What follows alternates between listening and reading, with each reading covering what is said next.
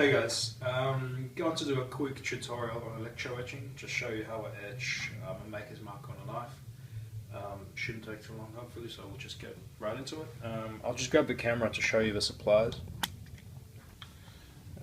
So obviously we have a knife ready, so this has just been ground, it's 1095 carbon steel. We have our stencil, the electrolyte solution and the neutralite solution came from Jan at Task Technologies. Really great guy to deal with, so I highly recommend them. Windex, I'll show you what I use that for later. Some isopropyl alcohol, a denatured alcohol. Personalizer Plus came from USA Knife Maker, or Jan's Supplies also sell it. I think it's around 250 bucks. I also have my handles nearby, just to make sure that when I position the stencil I don't put it too far into the ricasso, and so that when the handles are mounted it's covered, so we want to avoid that. That's all that's there for. So I'll just put the camera back and we'll get into it.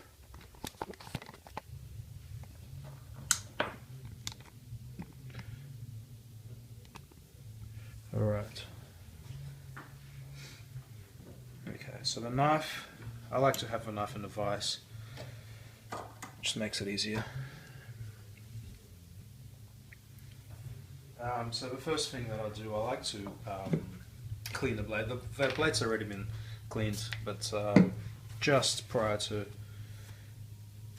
messing around with electrolyte, I just like to make sure that it's wiped properly.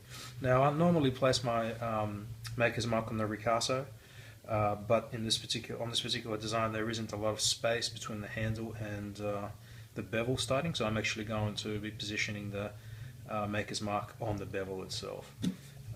So I'll touch it with my finger, so let me just wipe that off. Okay, so I'll just grab my maker's mark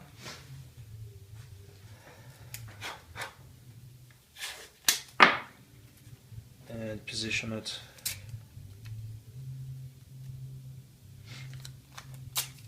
on the bevel.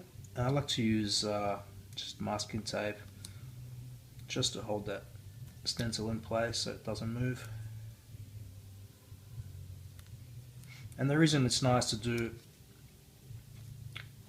it's nice to do this step in the process prior to mounting the handle is that you can actually easily get into the ricasso and mask it from this side as well, whereas when the handles are fitted it makes it a little bit more tricky. So let me just maybe lift it a little bit higher. So basically you just play around with the position until you're happy.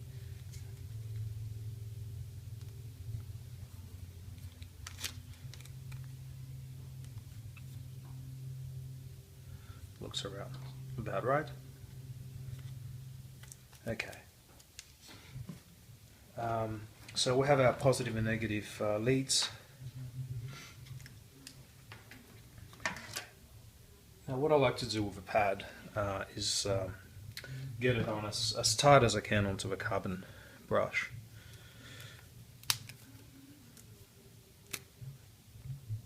Sorry, I'm just checking the camera. Okay. So we then apply the electrolyte solution onto the pad, and I like to be quite generous with it, basically applying it throughout the entire length. And then I actually shake it off. So you want it wet, but you don't want it dripping wet. Okay, so we'll plug that in. Turn our supply on, and basically, don't know whether you can see that. So this is my supply. I have it set on around 1.5, and I actually don't etch anymore. What I actually do is just leave it in the mark setting. So I'm not etching into the steel as such. And the reason I'm not doing that is because I found that with etching, you're bound to have various degree of ghosting, and it takes a while to clean it up or to buff it out. I don't really want to spend time on that, so I'll just mark my sign, and it's very durable. There's no issues with it. So you guys can experiment. I've tried multiple settings, multiple scenarios, and this is what works for me. And a lot of what I'm about to show you, I've actually picked up from Brian Fellhoelter's video. This is exactly how he does it. Alright, so I've mentioned Windex previously, so I actually spray some Windex under the stencil, and that actually helps to alleviate any issues that you might experience with ghosting. So this Windex has ammonia in it, and it's actually a Electrolyte. Okay, so we have our current passing through, and we're good to go. So what I do, I basically move the brush over the stencil, and you can actually see that just after a few passes already, it's already looking like the mark is setting in.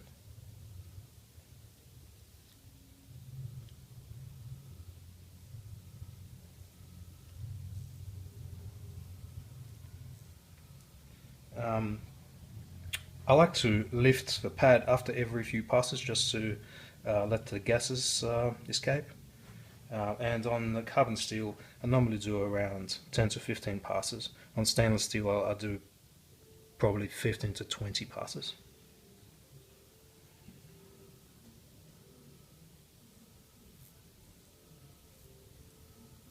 So I wasn't counting at all, but to my eye, it actually looks like the mark is set.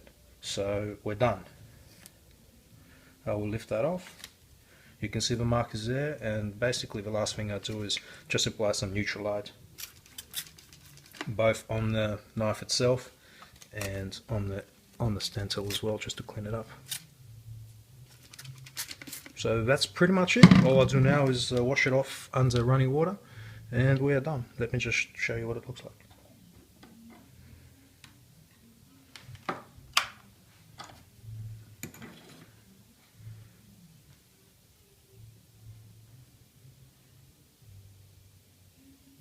Nice and clean.